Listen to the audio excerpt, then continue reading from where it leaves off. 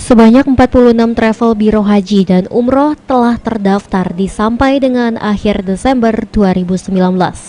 Saifuddin Latif, Kabag Humas Kemenak Sumatera Selatan mengatakan, biro haji dan umroh yang terdaftar ini dapat dilihat di website Kemenak. Secara resmi, masyarakat harus berhati-hati dan teliti sebelum menyetorkan uang untuk melaksanakan ibadah umroh dan haji.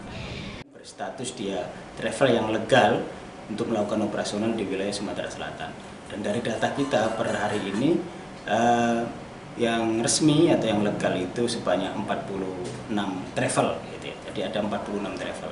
Dan itu bisa dilihat di sumsel.kemenak.go.id baik di web kita maupun di Kemenak Kabupaten Kota, di KUA sudah kita sebar tentang travel itu, nama-nama travel itu. Artinya di luar yang 46 itu artinya dia beroperasional belum legal.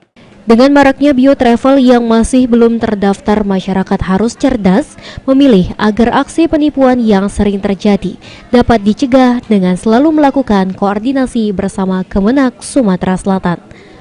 Amanda Lydia, PAL TV.